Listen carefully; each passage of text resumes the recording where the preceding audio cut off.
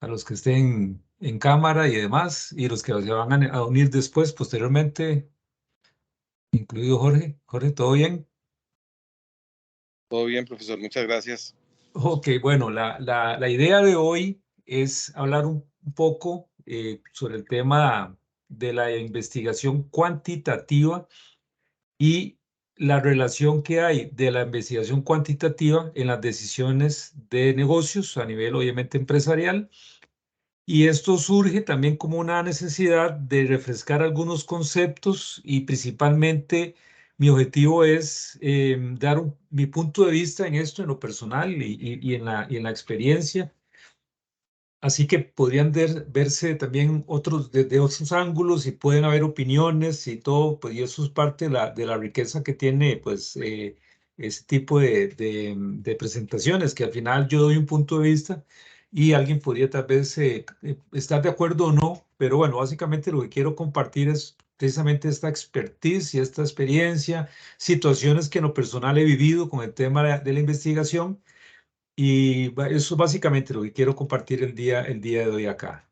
La charla está como para unos 60 minutos, eso va a depender un poco de la dinámica que tengamos, puede ser que estemos cercanos a ese tiempo y también a preguntas que se puedan dar en el momento. El objetivo de esta charla es analizar el impacto que tiene la investigación cuantitativa en la toma de decisiones empresariales y aquellos factores que pueden afectar negativamente los resultados esperados. Y quisiera enfocarme en esa última parte porque alguien puede decir, lo estoy enfocando muy negativamente, pero eso es lo que quiero. Quiero analizar qué aspectos de la investigación cuantitativa pueden afectar la toma de decisiones, porque vamos a ir viendo en el transcurso de la charla que en cierto momento tomamos ciertas decisiones en cuanto a la metodología, al final tenemos un resultado y posiblemente ese resultado pues no tenga vamos a ver, no sea realmente o no vaya acorde con una realidad y al final tomamos decisiones. Entonces quisiera decir, tomarme la libertad de hablar del tema más, de la parte más negativa, pues dando la sensación de que hay que revertir esa parte negativa. Conforme vamos avanzando, van a ver por dónde quiero irme. Bueno, vamos a ver, en términos generales, ¿cómo tomamos decisiones? Les traigo aquí un pequeño esquema donde vamos a analizar básicamente 5 pasos para tomar decisiones. El primero tiene que ver con el punto de decisión. ¿Qué es el punto de decisión? Es el instante cuando requerimos tomar una decisión y que esa decisión vaya a surtir el efecto deseado, ¿no? Estamos tratando de hablar de alguna forma e indagar sobre una problemática y que esa problemática debe ser resuelta por medio de una investigación. Ese es el punto de decisión. Podemos valorar que para ese punto de decisión van a existir varias alternativas. En el término del lenguaje propio, cuando se habla de opción es una, cuando hablamos de alternativas son varias. Entonces, en realidad, lo que estamos buscando es tener alternativas, es decir, que puede existir más de una opción. Y estas alternativas tenemos que de alguna forma validarlas y determinar cuál es la mejor de las alternativas que tengamos. Para hacer esta selección de la mejor alternativa, definitivamente tenemos que hacer una recolección de información de tal manera que nos permita validar de las alternativas que tenemos cuál es la mejor. Para la recolección de la información, vamos a tener que utilizar 3 posibles métodos o metodologías. Vamos a hablar de la metodología cuantitativa, la cualitativa o métodos más subjetivos, y ya me voy a explicar en cada uno de ellos. Aunque esta charla se enfoca mucho a la cuantitativa, no podemos dejar de lado también la parte cualitativa y la parte subjetiva, porque al final muchas veces uno toma decisiones apoyándose en una investigación, pero a veces sucede, y ha sido muy recurrente verlo en las empresas, que al final los tomadores de decisiones, a pesar de que hay un estudio que determina la viabilidad de un proyecto, de una solución, terminan declinándola por olfato, por intuición, porque no tienen seguridad o lo que sea. Y entonces muchas veces he visto cómo una investigación que da positivo en su solución o resolución, al final no es abordada y esto entonces me permite determinar que en ese tomador de decisiones privó, por ejemplo, la metodología subjetiva y con base en eso fue que tomó o no tomó la decisión. También hay ocasiones en que posiblemente habrá algunos tomadores de decisiones que no utilizan ninguna metodología cuantitativa ni cualitativa, sino que se van a métodos totalmente subjetivos. Y sobra decir que les va bien, ¿no? A algunos les va muy bien y significa que no requirieron pues, de una investigación más metódica y se basaron precisamente.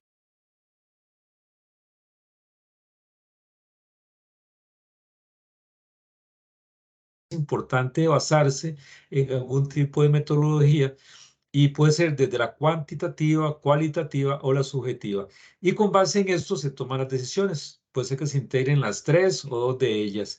Posteriormente habrá que valorar pues, si la decisión fue la correcta y si la investigación que se hizo fue también la correcta, ¿no? Eso ya es como ver, analizar el resultado final. Me voy a permitir presentar por lo menos las dos primeras y después me meto ya en la cuantitativa. En la metodología cualitativa vamos a utilizar básicamente cinco típicas que son las más usuales en la investigación cualitativa, que son las famosas entrevistas en grupo o focus group, como también se llaman, que es cuando seleccionamos un pequeño grupo. Se espera que no sea más de 12 personas, es la recomendación, e indagar a profundidad con este grupo, con este panel, la información que andamos buscando. Entrevistas estructuradas y no estructuradas, aquí ya se aplicará a una persona en concreto, a la cual se le aplicará pues la entrevista, buscando datos de profundidad. Esa es la gran diferencia entre una entrevista y un focus group, por ejemplo, a que en la entrevista uno busca mucho más profundidad en la toma de datos. Métodos de observación cualitativa, ese es cuando el investigador lo que hace es una observación. eh, es importante aclarar que la metodología de observación requiere alguna guía o algún guión, alguna estructura, porque no es observar por observar, tiene que haber algo que me permita conducir esta observación de forma más científica, ¿no? Entonces casi siempre hacemos una guía y con base en esa guía vamos a valorar lo que vamos a observar porque posiblemente vamos a observar a diferentes o diferentes situaciones y tenemos que estandarizar en algo esta observación. También hay una investigación etnográfica. Cuando hablamos de etnográfico, estamos hablando, por ejemplo, cuando vamos a investigar un mercado y necesitamos conocer variables culturales, sociológicas, hábitos, costumbres, y la etnografía entra ahí, que es básicamente para conocer un poco más al mercado, sus intereses, sus características, composiciones, etcétera. Va la parte etnográfica ahí. Y también posiblemente vamos a utilizar el análisis de redes sociales, que es lo más reciente que hay en estas metodologías, para extraer alguna información que nos pueda servir con las interacciones que están teniendo las personas que interactúan, valga la redundancia, en redes sociales y de ahí podríamos sacar algunos datos. Esos son métodos cualitativos. Vamos a tener aquí más profundidad de análisis. Esa es la gran ventaja que tienen los métodos cualitativos y que nos permiten profundizar un poco más en la búsqueda de información. Eh, Me pasé. Profesor, Sí, Jorge. una consultita pequeña. Dale. Cuando hablamos de la metodología cualitativa, etnográfica, usted Ujú, hablaba de medir las variables sociales y culturales. ujú. ¿Eso en base a qué parámetros o cómo se hace? Y la otra consultita asociada era que cuando hablábamos de redes sociales, si se hacía a través de lo que se llama social listening ahora, es escuchar un poco lo que se está diciendo en las redes o qué mecanismos se utilizaba. Gracias.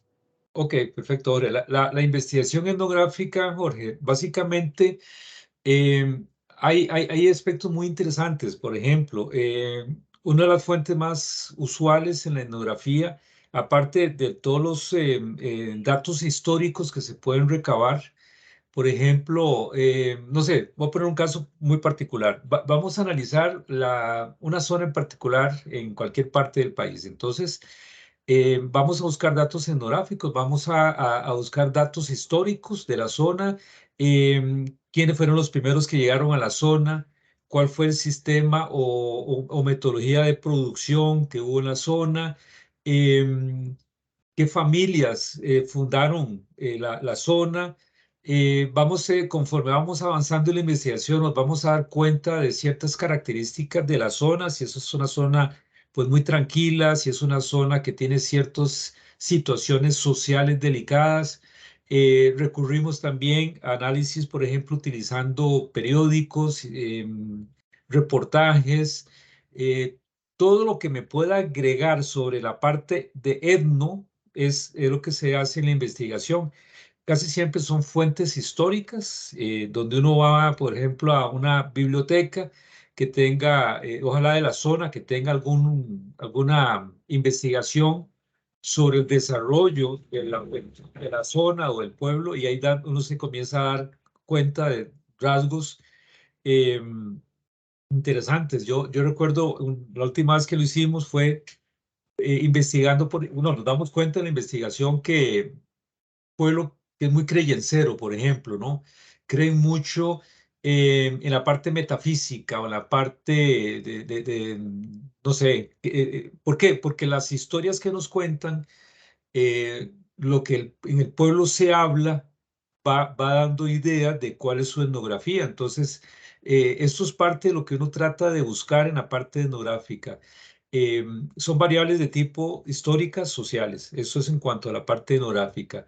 En el tema de redes, lo que acabas de decir, Jorge, es importante, pero aquí sí también analizamos, por ejemplo, el engagement, ¿no? Donde la gente se está deteniendo a dar su opinión, a compartir los posteos que se hacen o la información que se está viralizando en redes.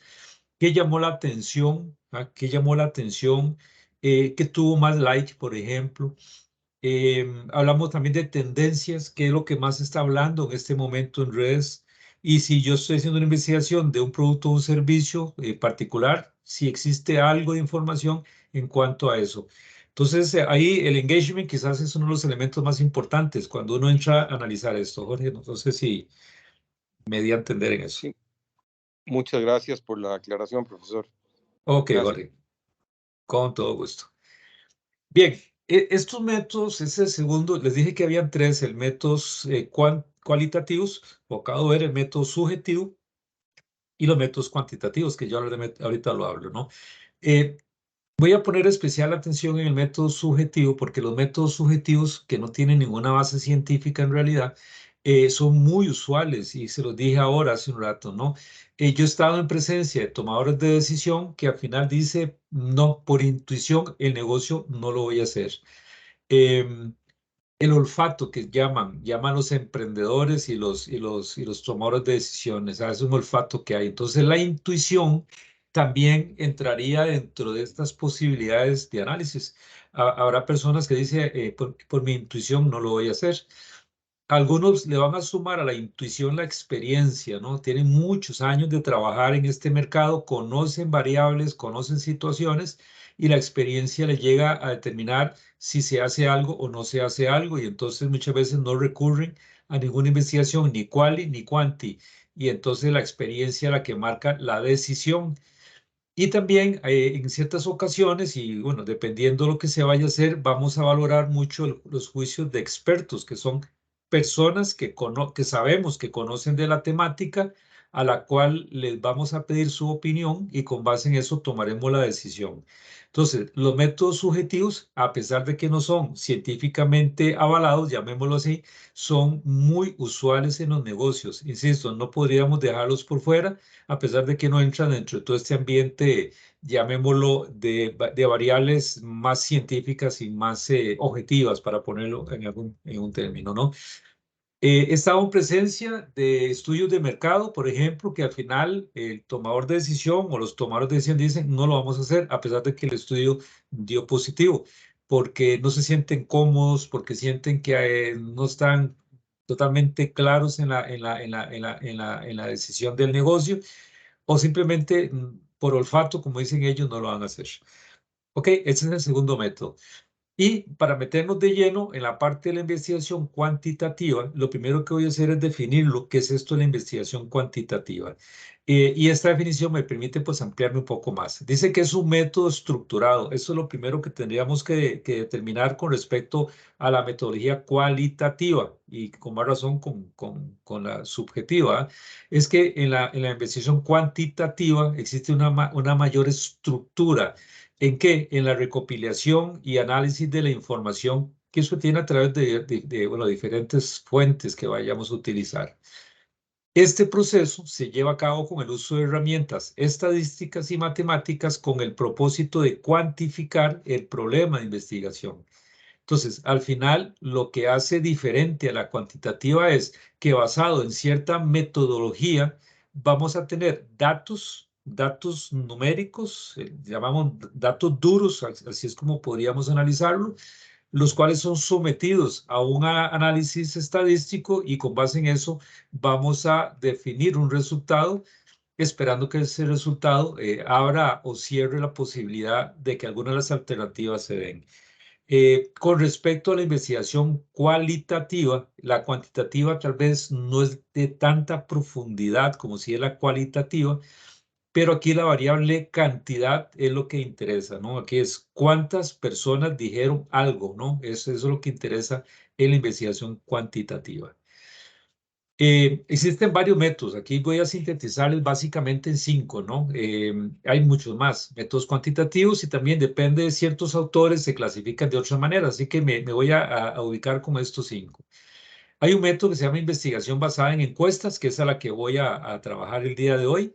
También existe la investigación correlacional, que es cuando vamos a relacionar dos variables o más variables, es cuando yo quiero saber eh, ¿qué situación generaría si yo tomo una variable A con una variable B y cuál es la correlación que hay, por ejemplo, ¿no? Cuando yo quiero determinar si el aumento de un precio, qué efecto va a tener en la demanda. Entonces, ¿cuál es la correlación? Aumento, precio, demanda. Eso es una investigación, digamos, de tipo correlacional.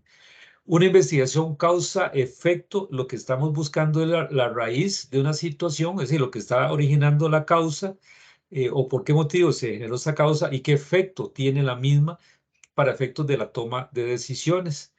La investigación experimental básicamente es partir de cero. Tenemos que descubrir un fenómeno nuevo, algo que no conocemos y tenemos que prácticamente empezar de cero en todo el tema de la investigación. Y también tenemos unas fuentes secundarias que lo que buscan es tal vez no ir directamente a sacar los resultados en medio de una entrevista, por ejemplo, sino investigaciones que ya hayan sido hechas por alguien y que esa investigación me da soporte y me permite tomar la decisión. Son fuentes secundarias que en términos generales, con respecto a las 4 primeras, son mucho más económicas en temas de costo y entonces hay situaciones en las cuales la decisión es hacer fuentes secundarias porque no hay presupuesto para hacer una investigación, digamos, mucho más estructurada, así que no vamos a descartarla como una metodología de investigación. Todo va a depender mucho siempre en estos casos de los presupuestos que tengamos. Bien, enfocándonos en la encuesta, vamos a enfocarnos en las encuestas. Vamos a partir de una definición que dice que la encuesta sería el método de investigación capaz de dar respuestas a problemas, tanto en términos descriptivos como de relación de variables. Entonces, en la encuesta yo puedo describir ciertas situaciones que son de interés para la investigación, para la toma de decisiones, pero adicionalmente puedo también correlacionar variables perfectamente. ¿Y cómo lo hacemos? Dice, tras la recogida de información sistemática según un diseño previamente establecido que asegure el rigor de la información obtenida. Y esto es clave para lo que vamos a ver durante esta charla. Cuando hablamos de rigor, estamos hablando de un rigor científico, un rigor, porque ahorita lo vamos a ver, esto me va a llevar a tomar decisiones o al negocio o a la empresa la va a llevar a tomar decisiones. Entonces el rigor es importante. Jorge, dime. Profesor, con respecto al tema anterior de fuente primaria o fuente secundaria. En el caso, digamos, cuando nosotros estamos haciendo un análisis para una empresa y la información la obtenemos por parte de la gerencia, a veces se nos ha dicho que esa es una fuente secundaria, porque si consultáramos al consumidor final, que es el cliente de la empresa, sería fuente primaria. ¿O cómo lo visualizaría usted desde el enfoque que nos está mostrando? Muchas gracias. Sí, yo lo enfoco más, vamos, a veces no tiene, la empresa, o nosotros o la empresa no tiene el presupuesto para hacer una investigación de fuente primaria. Fuente primaria siempre serán los sujetos que me brindarán de primera mano la información. Esas son las fuentes primarias. Las fuentes secundarias son estudios que ya fueron elaborados dentro de la mecánica que estoy viendo yo de la presentación, Jorge, dentro de la estructura que estoy viendo.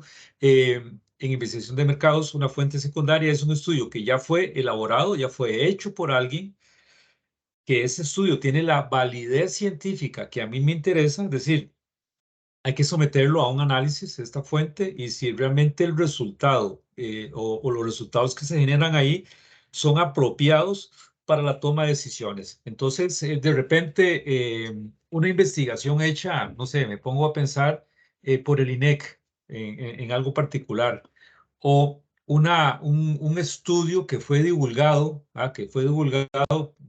por alguna empresa y se divulga y está con datos actualizados, que eso es una variable sumamente importante en las fuentes secundarias. Uno lo que hace es determinar si es viable, entonces vamos a utilizarla como fuentes secundarias. E igual, en la justificación tenemos que explicar por qué razón estamos tomando esta fuente secundaria para efectos de que se valide la misma. Y es importante, vamos a ver, eso me acabo de recordar para explicarlo. Cuando uno justifica en todo lo que tenemos que hacer, todo tenemos que justificarlo. ¿Por qué decidimos hacer, por ejemplo, ahorita lo voy a ver con el tema de muestreo y demás, y tengo que justificarlo? ¿Por qué tengo que justificarlo? Bueno, por varias razones. La primera, para darle validez al estudio, es decir, que desde que se arrancó con la presentación, estamos aportándole al cliente interno o externo que contrató el estudio, que estamos trabajando de la forma más profesional posible. Entonces, entre más información tengamos muy concreta, es importante.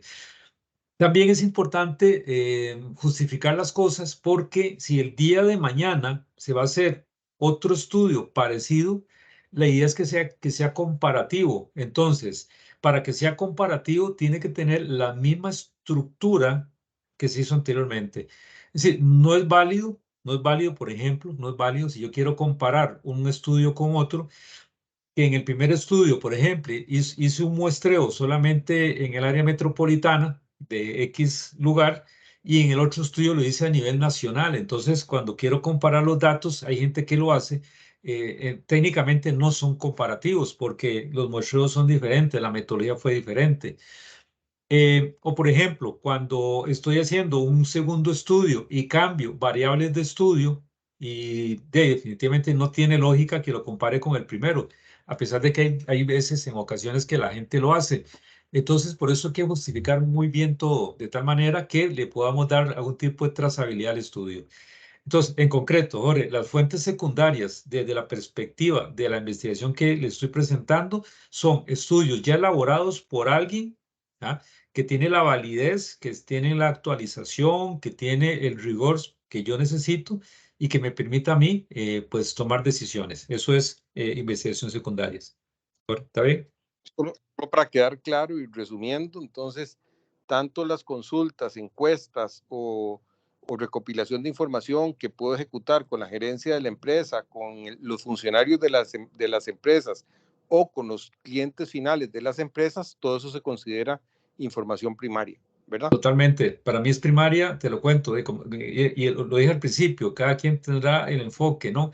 Cuando yo Sí, sí. invierto tiempo en entrevistarte o entrevistar a la persona, tengo una guía posiblemente de entrevista, este dato me lo está dando de primera mano, esa persona es una fuente primaria, ¿ok? Cuando yo Muchas gracias. utilizo un estudio ya hecho, ya efectuado, es una fuente secundaria, ¿ok? Insisto, a veces lo hacemos o parte o toda la investigación secundaria. ¿Por qué? Porque, por ejemplo, tomamos el Censo Nacional y el Censo Nacional nos va a dar datos que posiblemente yo no lo puedo recopilar por otros medios. Es decir, para mí sería carísimo o imposible hacerlo. Entonces, el censo se convierte en esa fuente secundaria y tengo que justificar por qué estoy utilizando esta fuente secundaria. No tengo los recursos para hacerlo yo, entonces utilizo esa fuente. Ok, vamos a ver, seguimos con el tema de la encuesta. Eh, Ya entrando en materia de la investigación cuantitativa y analizando el tema de las fases que va a tener una investigación cuantitativa, aquí hice un pequeño esquema de algunas variables de esas fases, de cómo estructurarlo. Y vuelvo a decirlo, habrán investigadores que utilicen más o menos, eso ya queda a criterio del investigador. Pero vamos a ver, todo se origina con un problema de investigación, ¿no? Esto es igual que en las tesis de graduación, ¿ah? Cuando se pide el problema. ¿Qué es el problema? Un cuestionamiento, es una pregunta. La pregunta, evidentemente, en negocios será una pregunta relacionada al negocio. Por ejemplo, ¿será factible sacar un nuevo producto al mercado? Por ejemplo, ¿qué aceptación tendrá este producto nuevo en el mercado? ¿Qué, qué reacción tendrá el consumidor ante un cambio de empaque, de precio, de características del producto? ¿Será rentable abrir una nueva sucursal en el territorio X, Y o Z? Es decir, casi todo, casi no, todo arranca con un problema de investigación, que es lo que nos permite determinar a qué tengo que darle respuesta. Siempre hacemos un match, decimos nosotros, entre el problema de investigación y los resultados obtenidos. Porque una buena investigación debe darle respuesta al problema. Si yo al final, cuando veo los resultados y las recomendaciones y las conclusiones y lo analizo contra el problema, posiblemente si no va en la misma línea, vamos a decir que en algún lado se desvió el tema de la investigación. Entonces tiene que haber una secuencia. Eh, Dos, hay una revisión literaria, lo puse punteado porque a veces lo hacemos, a veces no lo hacemos, como les dije, puede ser que utilicemos alguna fuente secundaria, puede ser que hagamos una investigación preliminar de forma literaria y después entremos con otro estudio más primario. Eso está ahí porque a veces se puede hacer así, en ocasiones se puede hacer así. Viene lo que llamamos el alcance del estudio y lo que está en rojo acá es de ponerle mucha atención. ¿Por qué digo que al alcance está en rojo? Porque no es la primera vez que me pasa y conozco que, por ejemplo, cuando se llegan a presentar los resultados, los clientes indican, bueno, ¿y qué pasaría si tal cosa? Y eso no fue investigado porque eso no era el alcance del estudio. Entonces, del arranque, esa es mi recomendación, del arranque hay que quedar muy claro con el cliente interno o externo cuáles son los alcances del estudio. ¿Sí? Si vamos a analizar precio, bueno, de precio, ¿qué es lo que vamos a analizar? Si vamos a analizar demanda, gustos, preferencias, lo que sea, hay que definir claramente los alcances del estudio. Es muy recurrente que cuando uno presenta los resultados, de repente la gente dice, bueno, ¿y qué sucede si, por ejemplo, la gente más joven me compra? Bueno, si no estaba dentro del estudio, yo no le puedo dar respuesta porque eso no es un alcance del estudio. Entonces, bueno, eso es importante aclararlo de entrada. Cuando se presenta la propuesta de investigación al cliente, se le dice, este es el alcance que va a tener. Y esperamos, y yo me fijo muy particularmente en eso, quiero que me aprueben el alcance. Si me aprueban el alcance, sobre eso vamos a trabajar. Si ya esto está definido el alcance, vamos a entrar en el diseño de la investigación. Ahorita vamos a ver lo que es el diseño de la investigación, prácticamente planificar ahí todo el tema de la investigación. Dentro de esto lo saco por aparte porque es un tema, como dice Jorge, muy importante, que es la definición y selección de la muestra. Vamos ya con el trabajo de campo, el análisis de datos obtenidos y el reporte de resultados. Digamos que este más o menos así en grandes rasgos una estructura de la parte de investigación cuantitativa. En algunos casos se podrá ampliar dependiendo de la investigación. Eh, Saqué por aparte, insisto, el tema de la muestra, ya lo vamos a ver, porque casi todos los estudios llevan muestra, excepto que tenga una población muy pequeña, una población muy pequeña, y hagamos el censo, y la mayoría de estudios van a ser de tipo muestral. Bueno, vamos a ver, les hago esta consulta porque esto ya en la parte de jerga, a veces sucede que nos preguntan, bueno, hice una investigación y apliqué 150 encuestas, entonces No sé, ¿qué les da esta idea, Jorge, ya que estás por ahí? Sí, cuando la muestra es muy pequeña, profesor, usted nos ha enseñado que se trata de un sondeo, Ajá. porque no tiene el rigor ni la dimensión de la muestra para que podamos decir que es realmente representativa de la población y que podamos interpolar y extrapolar los datos, sino que simple y sencillamente es un sondeo aleatorio Ujú. con una muestra pequeña, moderada, digamos, en este caso de 150 elementos. Ok, sí, ya vamos a ver ese tema, Jorge, precisamente el del sondeo y la parte muestral. Aquí tal vez llamar la atención, Jorge, y los que me están observando ahorita y viendo, que cuando uno habla de una encuesta, cuando uno habla de una encuesta, y me voy un momentito para atrás, la encuesta es un método, ¿ok? La encuesta es tiene una estructura, es una metodología, eso es una encuesta. Y aquí me están diciendo que aplicaron realmente 150 entrevistas o 150 cuestionarios. Porque si yo tomo esto literalmente, técnicamente, significa que hubo 150 métodos de investigación aplicada en esta investigación y eso no es cierto. Esto lo aclaro básicamente, a pesar de que siempre hablamos de encuestas, sinónimo como cuestionarios o entrevistas, no lo son, no lo son. Y a veces uno mismo lo hace y uno lo acepta, que me dice, ¿y cuántos encuestaste? 200. Ah, 200 encuestas. No, en realidad son 200 entrevistas, 200 cuestionarios, 200 instrumentos, pero de una metodología. Y esa metodología, podemos verlo ahora, puede ser una metodología por ejemplo, telefónica. Entonces, hice 150 entrevistas en la metodología, por ejemplo, telefónica. O fue presencial, cara a cara con el cliente, es decir, es una entrevista personal. Entonces, hice 150 entrevistas, 150 cuestionarios a una metodología de investigación presencial. O envié cuestionarios por correo electrónico, a forma digital, y envié 150 cuestionarios.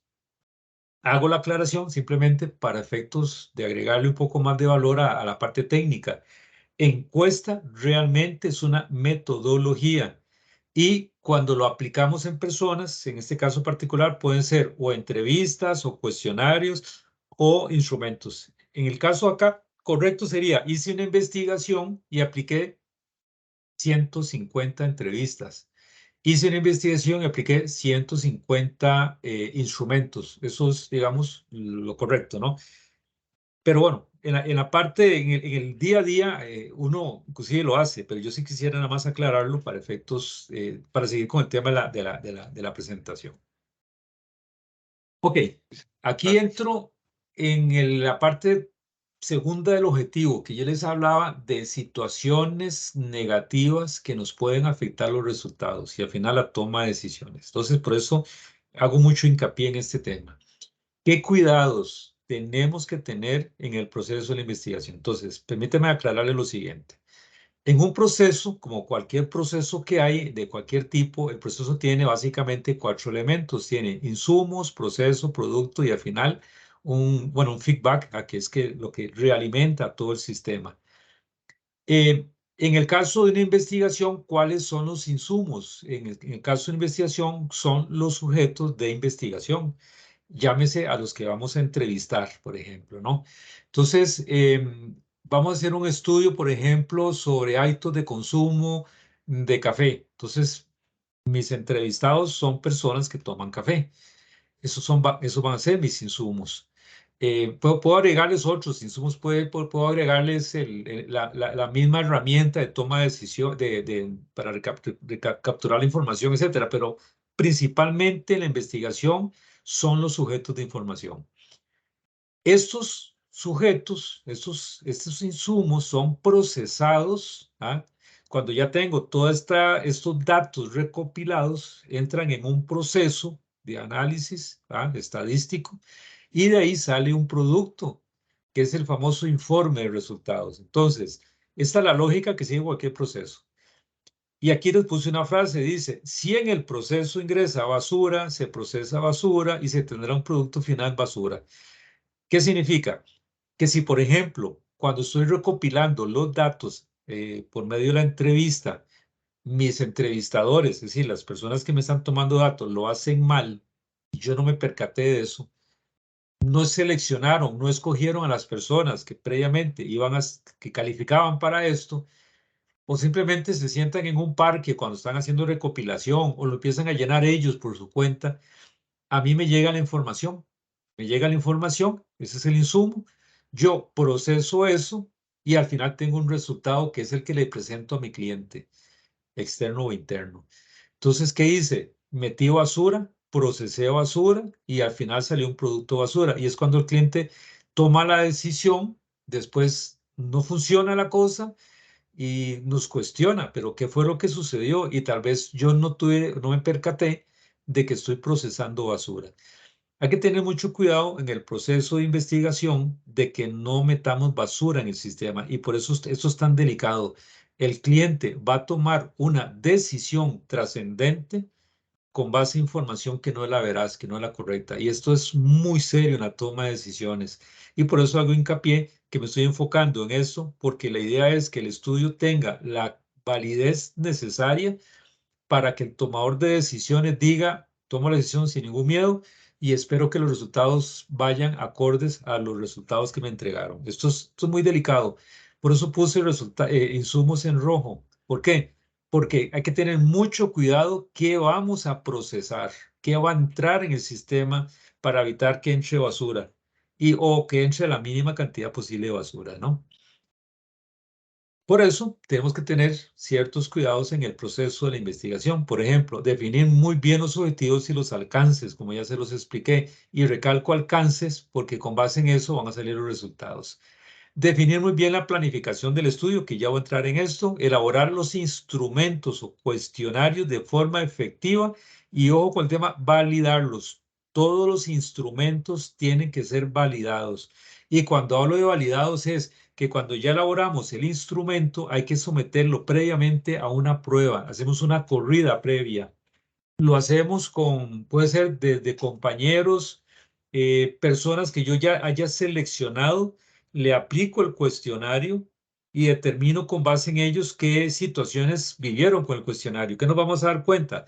Posiblemente preguntas mal formuladas, preguntas que no están claras, es decir, que al final la persona me dice, es que no entendí la pregunta 4, no sé qué responder. Entonces ya me di cuenta ahí que tengo un problema. Puedo validar las escalas, si las escalas que estoy utilizando son las correctas. Posiblemente en la validación alguien me dice, es que usted puso una escala que creo que no va con la pregunta. Yo pensaría diferente. Entonces estoy tomando esta voz interesante de los que me están validando el instrumento, lo ajustamos y ahora sí lo podemos circular en los sujetos de la investigación. Si es un estudio muy serio, un estudio bastante robusto, hay una validación también a nivel muestral, entonces dependiendo de la muestra, se aplica, hay unas fórmulas de tal manera que me dé el tamaño de la validación que vamos a utilizar, es decir, cuántas personas me tendrían que validar el instrumento. Eso estadísticamente se hace y se lleva a cabo. Dice por último, definir muy bien el trabajo de campo. Esto es crítico, que incluye por lo menos la estrategia de recolección de datos, es decir, cómo vamos a hacer la recolección de los datos. Voy a mandar personas, obviamente, a recolectar los datos. ¿Cómo se van a recolectar los datos? ¿En qué horario vamos a recolectar los datos? ¿En qué fecha se van a recolectar? Todos estos datos son muy importantes. Capacitación, evidentemente, a las personas que aplican el instrumento y una supervisión del trabajo de campo. Esto es vital también, estar supervisando. Insisto, lo que estamos tratando de evitar que entre basura al sistema o si entra basura que sea la mínima posible. Hay un detalle que a veces pasamos desapercibidos y yo creo que es importante. Vamos a ver, me explico. Eh, Uno tiene que ser tan fino en esto si al final este estudio va a ser comparativo en los años venideros y yo necesito que si yo no lo voy a hacer y lo va a hacer otra persona al próximo estudio, entonces dentro de un año, tenga claridad en cómo hicimos el trabajo de campo. Por ejemplo, definimos la zona muy claramente, el documento habla en qué zonas hicimos la toma de datos, en qué fechas hicimos la toma de datos, si fue, no sé, en junio y agosto, ¿En qué horarios hicimos el estudio? Si fue solamente en las mañanas, en las tardes, noches, o no hubo problema en eso. ¿Y qué días trabajamos, por ejemplo? ¿Por qué les digo esto? Porque, por ejemplo, dentro de un año, cuando alguien vaya a hacer el estudio y no tiene estos datos, posiblemente va a aplicar un trabajo de campo diferente. Y quisiéramos que esto no afectara los resultados para que sean comparativos. Es de esperar que esa persona tome los datos y siga mucho de la mecánica que nosotros hicimos en el primero y se monte sobre ella. Esto es para que los datos sean comparativos, insisto en ese dato, no tienen que ser comparativos. El resultado del año 1 o el año 0, que es la primera vez que lo hacemos, debe seguirse la metodología en el año 1, en el año 2 y 3 y 4 para que sea comparativo. Sí, Jorge. Profesor, una consultita, a ver si usted es tan amable y nos puede ampliar sobre cómo seleccionar el tamaño de la muestra estadísticamente, o sea, qué porcentaje, 10, Ok, 5%, o si está, ya vamos para ahí, Jorge. Dame tranquilo, ya vamos por ese lado. bueno, disculpe, ¿Está bien? Ya te gracias. contesto, Jorge. Bueno, te voy a contestar obviamente, en el concepto básico, ya casi lo vamos a ver. Bien, algo que Jorge ya mencionó y que parte de esta charla se derivó una vez en un curso, en una sesión que tuvimos y que salieron las dudas. Y eso me motivó a preparar esta presentación. Y bueno, Jorge es testigo porque esa es la razón de por qué estamos el día de hoy acá. Eh, ¿Cuál es la diferencia que hay entre estudios de mercado y sondeos de mercado? Entonces, aquí voy a darle mi punto de vista. El estudio de mercado es muy estructurado, ¿no? Es muy estructurado. Vamos a tener un muestreo que ya me voy a explicar en ese detalle, Jorge y compañeros. El muestreo muy aleatorio, ya me explico en detalles. Hay toda una estructura. Voy a sacar inferencia estadística, que ya me explico qué es esto, ¿no? Hay una estructura muy sólida en la metodología. En cambio, el sondeo es un estudio, pero que no tiene esa rigurosidad tan elaborada. Y me preguntan, ¿por qué entonces existen los sondeos? Bueno, en la práctica, en el mercado, en las empresas, a veces no hay el dinero para hacer un estudio de mercado. Es decir, no alcanza el dinero para eso. Entonces, al final, los tomadores de decisiones dicen, por lo menos háganme un sondeo. Y entonces vamos a utilizar tal vez metodologías menos estadísticas, menos aleatorias, eh, para obtener datos, información que le ayuda al tomador de decisión para determinar si hace algo o no hace algo. Entonces, ¿qué me diferencia un sondeo? De repente alguien me dice, ok, sondeemos solamente en la zona X, sondeemos ahí. Eso es lo que me alcanza el dinero para hacer. Ok, mandamos los entrevistadores y demás y hacemos el estudio ahí. Pero para un estudio de mercado, y si lo voy a hacer a nivel nacional, me van a salir posiblemente zonas que también me ha pasado, ¿no? Que de repente, recuerdo una investigación que hicimos para una óptica que tenía una sucursal en la zona de Golfito, por ejemplo, ¿no? Y todas las demás están en área metropolitana. Entonces, tuvimos que destinar un recurso de ir hasta Golfito, a hacer las entrevistas en Golfito y devolverse. Entonces, esto es un tema de costos al final, ¿ah? Pero el estudio lo amerita, lo amerita. En cambio, en el sondeo, posiblemente el tomador de decisiones me va a decir, no, hágame el sondeo solamente en área metropolitana. Ya, con eso yo me doy una idea. Quiero saber qué piensa la gente, quiero ver opiniones, y ya, esa es la diferencia que hay entre el estudio de mercado y el sondeo de mercado. ¿Ok? Bien, entremos al detalle de planeamiento metodológico, lo que llamamos diseño e investigación, ya como se los dije antes. Todo inicia con el problema, con los objetivos y los alcances. Entonces, a partir de ahí, estos 6 puntos que están aquí son los mínimos. Ustedes pueden tener más, pero estos son los mínimos que vamos a utilizar. ¿Qué tipo de investigación vamos a utilizar? Aquí se puede utilizar, bueno, lo que vimos anteriormente, desde la experimental, puedo utilizar la de la encuesta, ahí voy a justificarlo, pero yo también le agrego acá en el tipo de investigación, si la toma de datos va a ser, por ejemplo, mediante una investigación telefónica, presencial, por correo o cualquier otra metodología que tengamos a disposición. El punto 1 es, entre más explicado tenga ese detalle es mejor. ¿Por qué? Porque primero le da validez a la investigación, es decir, le da validez, se ve que hubo un trabajo profesional y serio, pero a su vez, si dentro de un año, repito, se va a hacer el estudio para hacerlo comparativo, eh, esa cantidad de información que dimos en el tipo de investigación le permitirá a la otra persona que hace la investigación entender cómo se trabajó. Entonces, el tipo de investigación debe ser muy robusto, con mucha información, de tal manera que no queden dudas, que no queden dudas. ¿Cuándo quedan dudas? Cuando estamos presentando los resultados o cuando ya estamos trabajando y la gente dice, ¿pero qué? ¿La van a hacer telefónica, presencial, la van a hacer mixta? Y es porque no estaba escrito. Yo sí sé cómo lo iba a hacer, pero no estaba escrito. O al año alguien me llama y dice, yo sé que hiciste una investigación el año pasado, ¿cómo la hiciste? Bueno, eso significa que en la parte uno del tipo de investigación no hubo la información suficiente.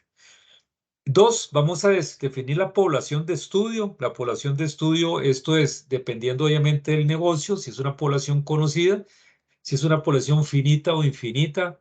Finita es cuando yo conozco la cantidad de esa población, infinita es cuando no la conozco, no la conozco. Pero tenemos que describir muy bien a la población que se le hizo el estudio. Para una empresa, no todos los clientes son población. Vamos, me explico. Hay estudios, por ejemplo, que se quieren solamente valorar a los hombres o solo a las mujeres por el tipo de investigación que se va a hacer. Entonces tenemos que describir muy bien la población. Igual que en el punto uno, aquí hay que describirla claramente. La población objeto del estudio son hombres mayores de 18 años, residentes describo bien la población. Mujeres mayores de 15 años, por ejemplo, residentes de la zona tal, de nivel educativo X, y definimos muy bien la población de estudio. ¿Por qué? Porque al final, cuando yo vaya a sacar las muestras, yo tengo que tener muy claro sobre qué población lo voy a hacer, porque si no lo hago así, voy a muestrear y posiblemente me vayan a salir sujetos que no van de acuerdo a la población de estudio. Entonces, necesitamos aclarar muy bien la población. Viene el tamaño muestra, Jorge. El tamaño muestra es una forma, hay una fórmula para esto, así que en esto no se pierde uno. Ahora es mucho más fácil. Hace muchos años atrás, tenemos que recurrir a estadísticos expertos para que nos hicieran el análisis. Hoy se puede seguir haciendo, no hay ningún problema, pero también existen herramientas en Internet que me permiten con fórmulas ya preestablecidas. Nada más yo le meto el tamaño de la muestra, le meto, perdón, el tamaño de la población, el error muestral que estoy dispuesto a aceptar en la investigación y la probabilidad que se llama, son las tres variables que me pide la fórmula de la típica fórmula de muestreo. Entonces, eso lo puedo hacer con base en eso, es lo que más usualmente hacemos ahora. Y si en realidad el estudio tiene una validez científica rigurosa, que así nos lo está pidiendo el cliente, pues recurrimos a una estadística o un estadístico que nos haga la formulación del tamaño de la muestra, si fuese el caso. Ahora, una vez seleccionado el tamaño de la muestra me dio, no sé, 1.500 personas, digamos, si son personas las que voy a entrevistar. Porque el tamaño de la muestra no son necesariamente personas, pueden ser eh, casas, pueden ser empresas, pueden ser vehículos, no sé, eso depende del estudio que vaya a hacer. Pero si en este caso me salieron 1.500 personas, ese es el tamaño de la muestra, lo vamos a encontrar en la práctica que cuando uno hace ya el análisis de costos para hacer unas 1.500 entrevistas y tengo que pagar una cantidad de encuestadores y tengo que meter dentro de los costos, desplazamientos, viáticos, el proceso de recolección de información, la tabulación, y cuando se le presenta al cliente el presupuesto y son de varios millones de colones, es cuando el cliente nos dice, no tengo la plata para esto. Entonces aquí recurrimos a dos alternativas, es variar el tamaño de la muestra, de tal manera que nos vamos a tener que ajustar al tamaño, a un presupuesto menor, o nos vamos por sondeo. Si fuese el caso, si el cliente quiere siempre la rigurosidad científica, típicamente lo que vamos a hacer es, o subimos el error muestral, por ejemplo, estamos dispuestos a un error muestral de 3%, empezamos a sensibilizarlo. ¿Qué pasa si lo ponemos en 5? ¿Cuántas? Porque va a disminuir la cantidad el tamaño de la muestra. Y ahí comenzamos a valorar entonces presupuestos. Esa es una de las alternativas que hay. Y una tercera es que al final el cliente me dice, no me lo hagan al azar, que yo voy a explicar qué es eso. Vamos a utilizar otra metodología para la selección de la muestra porque no me alcanza el dinero. Insisto, esto es la experiencia de estar con empresas que al final la variable presupuesto juega mucho. Eso sí, hay que, en cualquier metodología, hay que hacérselo ver al cliente que de acuerdo a su petición, y eso tiene que quedar por escrito. Y ya me explico en detalle qué es. Y entonces entramos al tema de la selección. Yo digo que al final es más importante la selección que inclusive el tamaño de la muestra. Esa es mi apreciación muy personal. Ya con base en esto, entramos al instrumento de recolección. Sí, hay que elaborar el instrumento, hay que validarlo y ya con eso ya lo tenemos listo. Y tenemos que definir algunas cositas más. Punto 6, marco muestral. ¿Qué es el marco muestral? Es una representación de la población. Sí, Jorge. Profesor, cuando usted habla de que que es muy importante la selección de la muestra, se refiere que esté, digamos, en la segmentación adecuada que nosotros buscamos de acuerdo a la población de estudio. Bueno. Exacto. Así es, Jorge. ¿Por qué? Porque, porque es más importante, digamos que sigamos la rigurosidad científica. Y la rigurosidad científica me indica que son 1500. Y bueno, entonces, ¿qué te me dice? No, hagámoslo, no sé, lo más cercano posible, porque no tengo plata para ir a todo el país. Y entonces yo venga y comienzo a seleccionar la gente que está más cercana a, no sé, en el área metropolitana.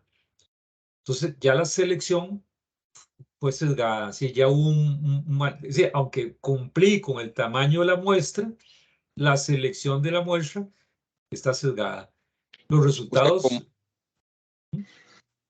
como investigadores mercadólogos es muy importante que nos aseguremos que los formularios, encuestas o información que recopilemos esté justo en el target del mercado que sí, queremos sí. buscar. Bueno, muchas gracias. Perfecto, Jorge. Para terminar con este tema es importante. Hoy hay herramientas tecnológicas, por dicha, que nos ayudan mucho en eso. Antes era más difícil, bueno, aún, digamos, si yo no tengo esas herramientas tecnológicas ahorita, sí se me va a complicar. Por ejemplo, típicamente, ¿qué hacemos? Hacemos un cuestionario, imprimimos, contratamos los encuestadores, ¿ah? Les damos una cantidad de encuestas y los mandamos a la calle, si fuera presencial. Si no tengo una buena supervisión, no tengo control, no tengo trazabilidad, ellos me devuelven los instrumentos llenos y los estoy procesando, pero bueno, yo no sé qué estoy procesando en realidad. Hoy tenemos herramientas muy interesantes, por ejemplo, puedo utilizar una tablet, por ejemplo, las encuestadoras grandes lo utilizan, una tablet, donde ya la población y la muestra previamente seleccionada, inclusive la tengo ubicada en un GPS, perdón, y bueno, eso es una gran ayuda porque yo sé que la persona va a ir a entrevistar a la persona que corresponde. Hay sistemas de sistemas, pero el sistema más fiable es que el cuestionario que es digital no se abre hasta que la localización sea la correcta de acuerdo a la selección preestablecida. Entonces, por ejemplo, si tengo un sujeto que vive en el caserío X, del barrio X, de la provincia X, el instrumento no se le abre al encuestador hasta que el GPS no identifique que está en esa ubicación. Eso me asegura, por lo menos, o me disminuye la probabilidad que la persona lo llene en otro lado. Entonces, por lo menos sé que está ahí donde tenía que estar. Si se le hace la otra persona, y bueno, eso ya quedaría a criterio malicioso de quien lo haga, pero la idea es que reduzcamos esas sesgos que se pueden dar. Entonces, definitivamente, Jorge, sí, el tema es muy serio, insisto, voy a procesar basura. Profesor, Sí, Jorge. una cosita pequeñita. Usted hablaba de que ahora hay algunos programas que nos permiten poder definir el tamaño de la muestra, Ujú. ¿verdad? ¿Usted nos sugeriría alguno que sea moderadamente confiable o no? Y lo otro es que usted hablaba de un detalle muy interesante que era déjenme buscar aquí en las notas, el error muestral, Ajá, ¿verdad? Que ajá, uno a la hora de ajustar las variables podía poner en un programa, manejaba, digamos, la población, el error ujú, muestral que quería ujú. y, Y nivel de confianza. y el nivel de confianza para manejar la tolerancia o la precisión del estudio. Ujú. Ese error muestral, ¿en cuánto usted recomendaría a la hora de utilizar un programa y qué tipo de programa es o cómo se puede buscar o cuál es Ujú. su sugerencia en la vida práctica y con toda su experiencia, profesor? Gracias. Ok. Sobre calculadoras en Internet, no tengo ninguna en particular. Yo valoro algunas. Cuando ya la veo, determino.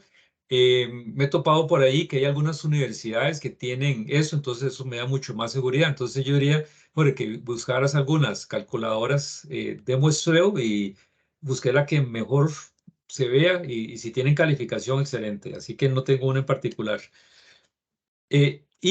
La otra pregunta, vamos a ver, aquí típicamente trabajamos o se trabaja con el 3%, como que ya hay una norma en cuanto al 3%. Entre menos sea el error, es más confiar el dato, eso es definitivo. Yo puedo poner un error del 1%. El tema es que eso me va a incrementar el tamaño de la muestra. Entonces, cada vez que yo ponga valores bajos en el error muestral, me va a incrementar mucho el tamaño. Y si tengo una población grande, eso me va a encarecer mucho el estudio. ¿Me va a dar fiabilidad? Pues sí, relativamente sí. Insisto, al final el tema de la selección de la muestra es lo más crítico. Pero típicamente se trabaja con el 3% y a partir de ahí se sube, ¿no? Se sube al 5%. Todavía en las empresas un 5% es tolerable. De hecho, hay estudios que están a un 7%, insisto, por temas de presupuesto. Pero si ya pasamos de un 8%, 10%, pues sí, como que la gente arruga la cara. Entonces, casi siempre se trabajan con errores menores de 5, típicamente, aunque no haya vamos a ver, una norma específica, es como lo que habitualmente se utiliza. ¿Lore? Sí, es muy ilustrativo y muy valioso eso porque me imagino que también, digamos, cuando hacen sondeos políticos, siempre el margen de error es en el orden del 3%, De 3 al pero 5. como la muestra para empresas es un poquito, no tiene que ser tan rigurosa, puede ser entonces que manejemos ese error muestral entre 3 y 5%. Muchas gracias porque esos son los tips que valen oro. Ok, ok, hombre. Vuel- Gracias, vuel- profesor. Vuelvo a decir el tema de la selección. No sé, he visto estudios y quisiera ser muy claro en eso. He visto estudios que justifican el tamaño de la muestra, establecen el error muestral, el nivel de confianza y todo. Y cuando vamos a ver cómo tuvieron los datos de la selección, nos dimos cuenta que utilizaron métodos no probabilísticos. Entonces, como que siento yo que están vacilando al cliente, que al cliente le dicen, vea, el error muestral es de un 3%, pero hicieron toda la selección de la muestra por conveniencia, que ya me explico qué es eso. Entonces, no sé, que a mí en lo particular, eso es una presión muy personal, me parece que es una falta al cliente, una falta de seriedad. Ok, termino la parte del 6. Marco Moschal. Marco Moschal es la representación de la población. Vamos a ver, puede ser desde un listado, cuando estoy con un cliente y el cliente me entrega toda su base de clientes, por ejemplo, ese es mi marco muestral, de ahí voy a seleccionar a la muestra. Entonces puede ser una lista. Antes usaban mucho los directorios telefónicos, que era el marco muestral. O si estoy haciendo un estudio para, por ejemplo, a un tipo de negocio particular, no sé, se me ocurren mis farmacias.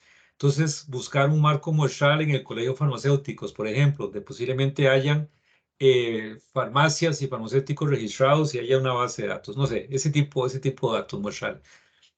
También un marco muestral podría ser los mapas censales, que yo sé que ahora ando buscando información en el INEC, que el INEC es el Instituto Nacional de Estadísticas y Censo, y tienen mapas censales, que están por cantones y distritos, donde está un poco la distribución de las casas, edificios, zonas, y eso se convierte en un marco muestral. En la teoría, si yo no tengo marco muestral, debemos de crear el marco muestral. Si no lo tengo, tengo que crearlo. Por ejemplo, hicimos una investigación para una empresa de agroquímicos. No tenía marco muestral, tuvimos que levantar un marco muestral. Eso fue el requerimiento que le hicimos al cliente. Si usted quiere un estudio estadísticamente elaborado, tenemos que previamente montar el marco muestral. ¿Y qué fue lo que hicimos? Levantar con unos muchachos en moto, hacer un levantamiento de dónde estaban los negocios que querían investigar, y con base en eso hicimos un marco muestral, y ya con el marco muestral ya hicimos la selección de la muestra. Digamos, eso es en rigurosidad. Si el cliente no quiere pagarlo, pues tenemos que ubicarnos en la necesidad del cliente y justificarse lo que no utilizamos marco muestral. Vamos a ver, viene la unidad muestral. Les decía que uno puede muestrear personas, pero también casas, oficinas, edificios. Eso es lo que llamamos unidad muestral, que en este caso son personas, pueden ser si son establecimientos comerciales, etcétera. Y la unidad de información es el sujeto al que tenemos que entrevistar. Por ejemplo, si la unidad muestral son casas, para ponerles un caso típico que utiliza el INEC, ¿cuál es la unidad de información?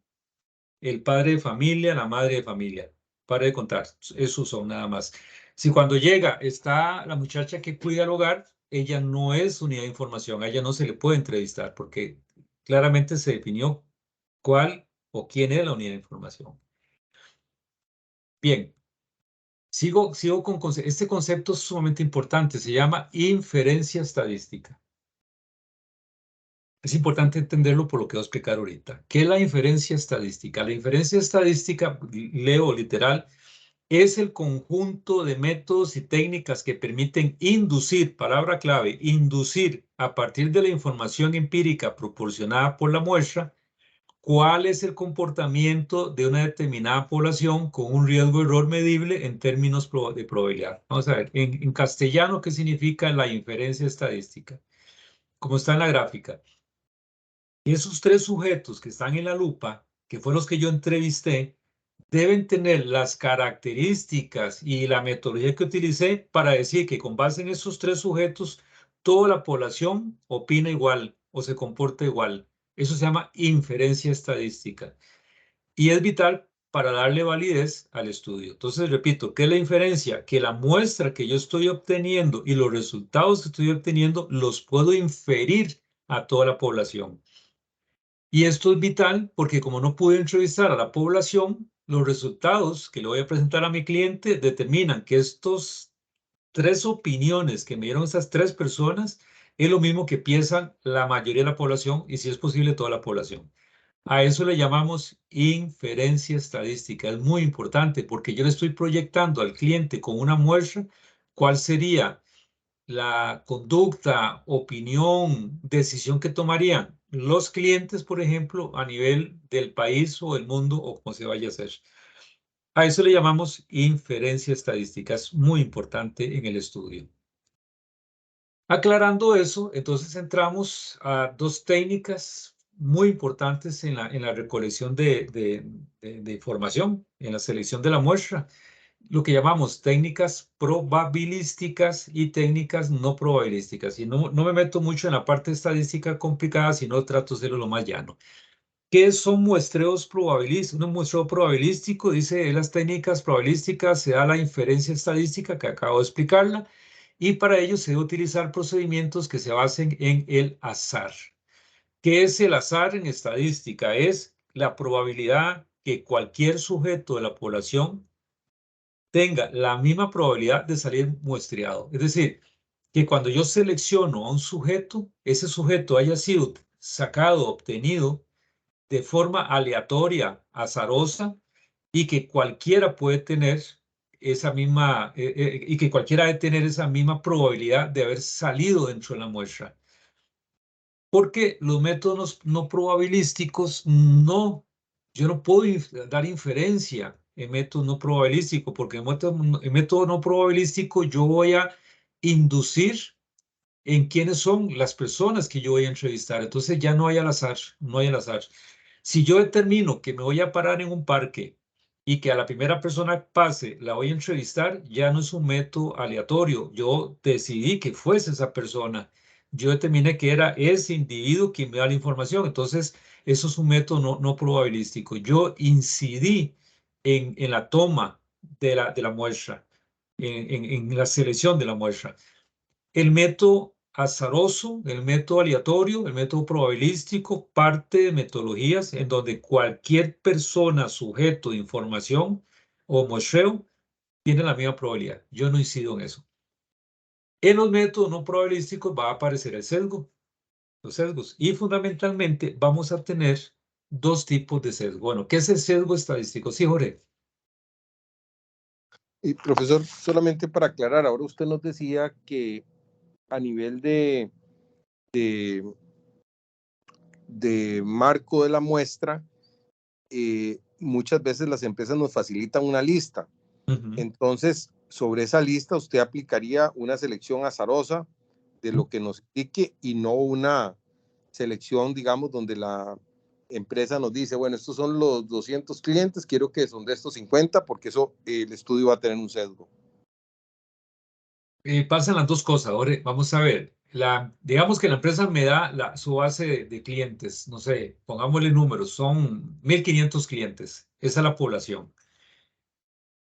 El deber ser es que yo utilice métodos probabilísticos porque ya la primera barrera ya la tengo. Yo conozco ya la población, sé sus nombres, dónde se ubican. Eso es importantísimo en la investigación. Entonces, tengo todo para hacer una investigación probabilística, aleatoria, ¿no? Pero ¿qué sucede? Y le repito que sí sucede, Jorge, en la vida práctica, que el cliente me dice, bueno, de estos 1.500 quiero que me entreviste a estos 50 nada más.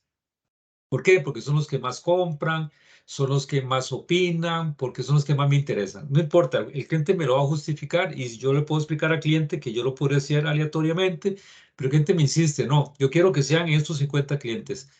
El cliente me va a decir, bueno, es que, y si me sale un cliente que es súper pequeñito, que casi no compra, bueno, es que el método probabilístico se va a salir. ¿Ah? Entonces, el cliente me sigue insistiendo, no, quiero esos 50. Entonces, ya el cliente me indicó quiénes son. Entonces, ya el método probabilístico no va a funcionar. En el informe, cuando yo haga todo el análisis y haga los resultados y la parte metodológica, yo tengo que aclarar ahí que el cliente es quien sugiere los sujetos de información. ¿Para qué? Para que una tercera persona que lea el estudio tenga muy claro que no fui yo que determinó eso, sino fue el cliente. Entonces, puede suceder y sucede. En la práctica sucede. ¿Cuál Claro, es? me queda muy Sí, claro y es muy importante porque esos son los tips que nos permiten a la hora de realizar consultorías de saber cómo manejar eso sí, porque eso pasa, ¿verdad? Los clientes le dicen a uno, yo quiero que usted me entreviste a esta gente, yo quiero que usted visite a esta gente en así es. específico, ¿verdad? Para obtener, digamos, un posicionamiento de mercado o una investigación o, o para poder realizar un chequeo en el punto de venta, ¿verdad? Tantas cosas. Bueno, muchas gracias, profesor. No, en la práctica, Jorge, así funciona, ¿no? Muchas veces el cliente me ha dicho, no, yo quiero esto, nada más y punto. Mi recomendación, bueno, más que una recomendación, yo creo que es un deber, es indicar en toda la investigación que los sujetos que se recopilaron fueron dados por el cliente. Entonces, no es que me lavo las manos, no, simplemente yo justifico y queda expresamente explícito la metodología que estoy utilizando. Esa es mi responsabilidad. Es mi responsabilidad hacerlo así. Bien, entrando en el tema del sesgo, el sesgo es bien interesante porque el sesgo estadístico dice es un error que se detecta en los resultados de un estudio y que se debe a factores en la recolección de datos. Entonces, básicamente vamos a encontrar dos tipos de sesgos, pero principalmente el primero, el sesgo de selección. Este es crítico, ¿no? Dice, es el más habitual en estadística. Normalmente tiene que ver con la elección de los grupos, sí, de los sujetos. Lo más frecuente es que se haya tomado la decisión con base en métodos de muestreo objetivos. Es decir, un sesgo de selección es que yo, por ejemplo, determine que yo solamente voy a seleccionar personas de una zona. Entonces, ya yo sesgué el estudio, sesgué el estudio. Sí, Jorge. No, no, eh, Ok.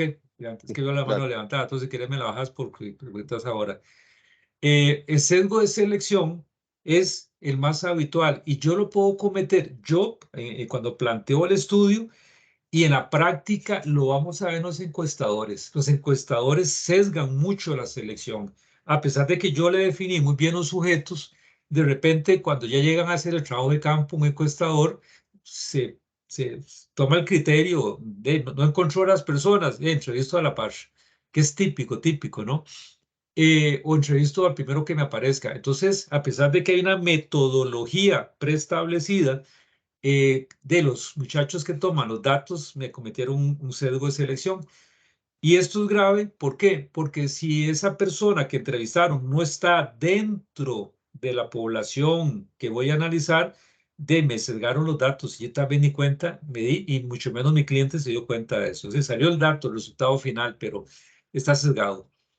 Y también hay sesgo de información. Dice, es un sesgo debido a una información deficiente, por tanto no podemos comparar los grupos porque tenemos información demasiado limitada de ellos. Es decir, que si no tengo claridad en la población y en los sujetos de la población y tomo los datos, pero resulta ser que no está tan clara las características de cada uno de los sujetos de investigación o de la población por falta de información, y aún así yo recopilé los datos de esas personas, puede ser que la información que me dieran no me permiten determinar que realmente son sujetos para ser entrevistados o tomados en la investigación.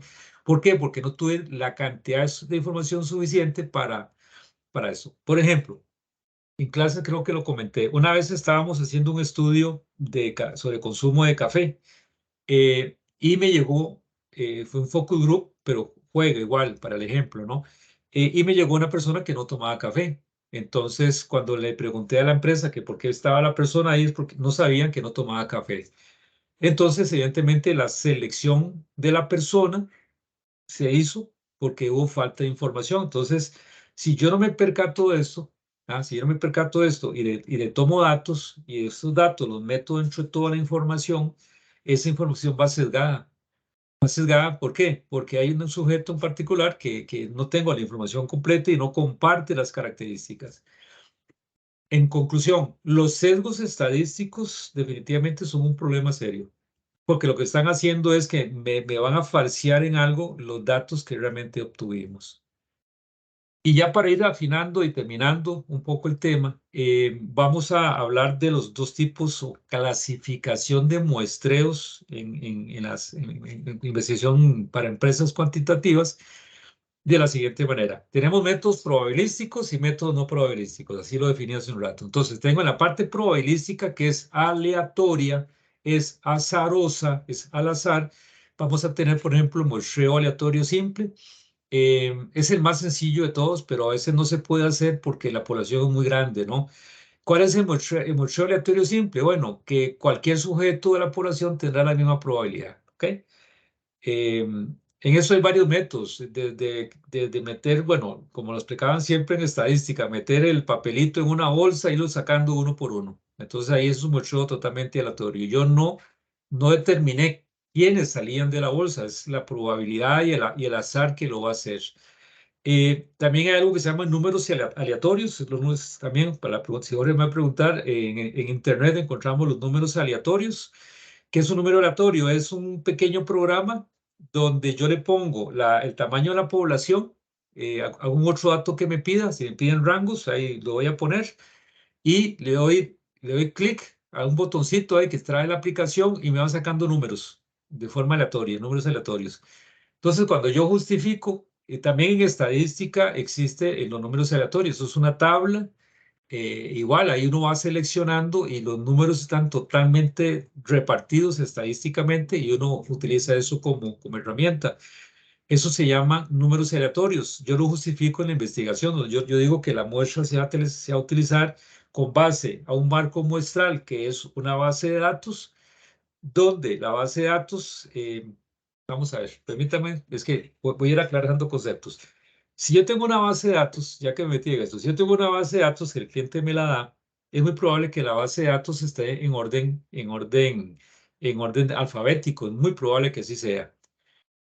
Esa base de datos así no me sirve. ¿Por qué? Porque al haber un orden, al haber un orden y en rigor estadístico, ya fue ordenada esa base de datos. Entonces, si por ejemplo hay más barrantes, para utilizar el apellido Jorge, si hay más barrantes en la zona, la probabilidad de que salgan muchos barrantes en la zona es muy alta. Y posiblemente los Sharia, que soy yo, somos muy pocos y entonces no tengo la probabilidad de salir. Entonces, en el deber ser, yo tengo que tomar esa base de datos, desordenarla de tal manera que no tenga ningún tipo de orden y ahora sí puedo utilizarla como marco muestral. Cuando ya tengo la base de datos totalmente desordenada, ahora sí voy a utilizar los números aleatorios. Y entonces, cada vez que salga un número aleatorio, voy buscando esa persona que refleja, no sé, salió el 25. Entonces busco una lista y la posición 25, ¿quién es? Ya con la base totalmente desarreglada. Y así voy. Si ocupo, el que siguió fue el 80, entonces busco quién es el 80. Y después salió el 40, y después salió el 20, y después salió el 15. Entonces uno comienza a seleccionarlos de forma aleatoria. Esos son métodos aleatorios simples. eh, Depende del tamaño de la muestra. El estratificado es que yo, por ejemplo, estratifico, hago segmentos, por ejemplo, voy a poner el caso hipotético. Tengo clientes en zona urbana y tengo clientes en zona rural. Entonces, tienen características diferentes. Entonces, hago un estrato de clientes de zona urbana y hago otro estrato de clientes de zona rural. Entonces, ya tengo los dos estratos totalmente divididos y los tengo identificados y justificados. Ahora, para la selección en cada uno de los estratos, utilizaré un muestreo aleatorio. Entonces, me voy al estrato, por ejemplo, de zona urbana y mediante un método aleatorio selecciono las personas que van a ser objeto de la investigación. Y después me voy al estrato de zona rural y hago lo mismo, utilizo un muestreo aleatorio. Es decir, siempre utilizaremos muestros aleatorios. El sistemático es si yo tengo una base, si yo tengo una base de datos, por ejemplo, y esa base de datos tiene, pongámosle 100 nombres. Ya los desordeno todos, insisto, yo tengo que desordenarlos y la muestra es de 10. Entonces, lo que se hace en el sistemático es que tengo que seleccionar de esa lista desordenada cada 10 y cada 10 de tal manera que me permita que en forma aleatoria vayan saliendo. Sistemático significa que cada 10 personas van a ser, o cada 10 sujetos van a ser los que se van a entrevistar. Pero ojo con esto, en los 10 primeros hay que utilizar un muestreo aleatorio, porque si yo determino que el primero es el que va a arrancar y ahí empiezo a contar de ahí a 10, ya seleccioné el primero. En el rigor estadístico, yo decidí que el primero fuera y no debería ser así. Entonces, lo que yo hago es, agarro los primeros 10 nombres, los meto en un papelito y saco el primero. Entonces, me salió la posición 4. Entonces, a partir de la posición 4, comienzo a seleccionar los 10, 10, 10, 10.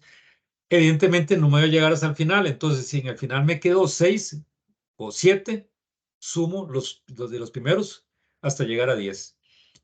Y eso es un método sistemático muy útil cuando tengo una base de datos. Es muy útil, es muy usual.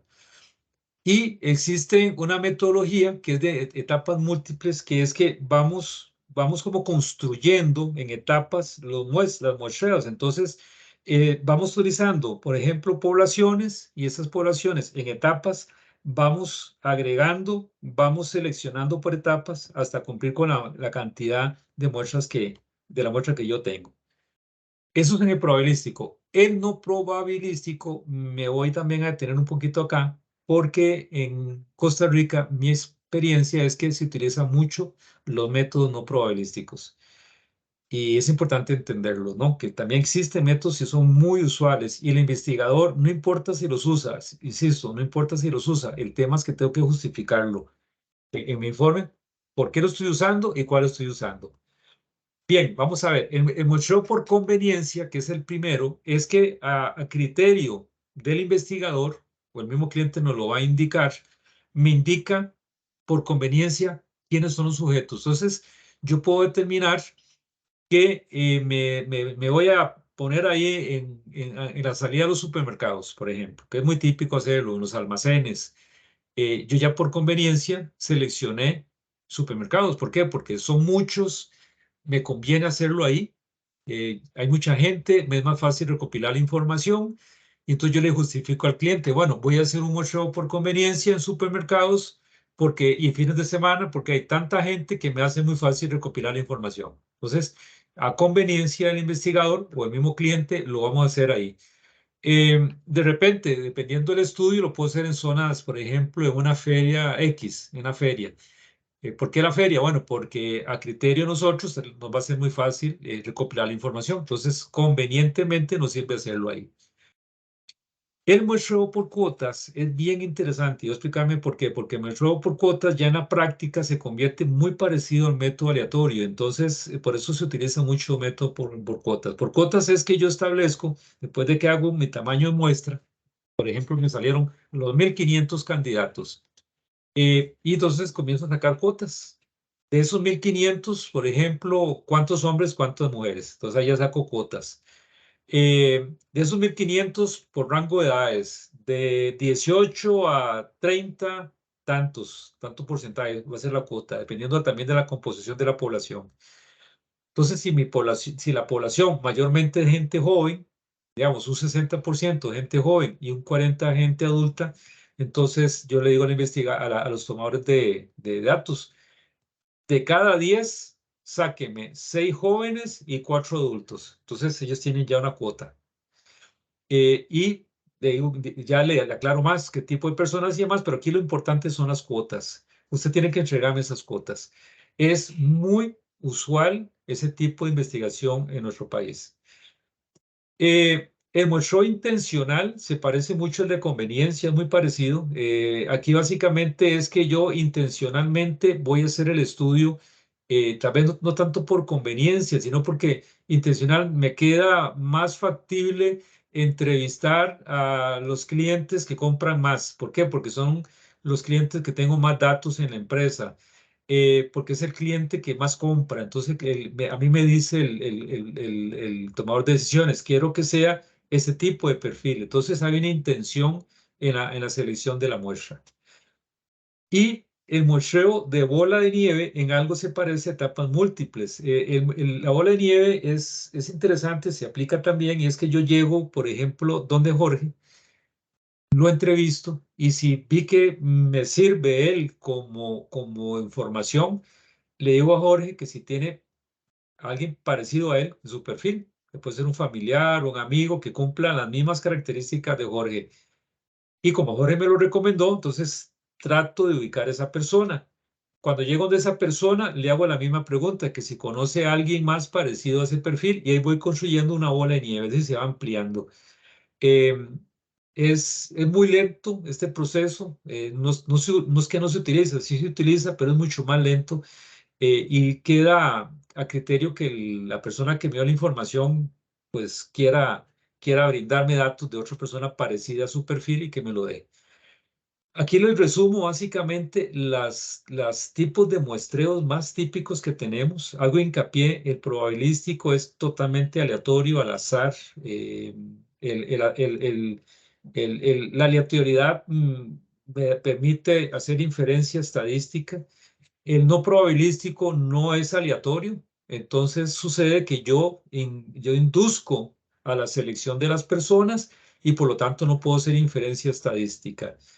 Y esto hay que explicárselo muy bien al cliente, insisto, no es que no lo usamos, sí se usa, pero hay que ser uno muy transparente con el cliente y explicar que la metodología la vamos a utilizar.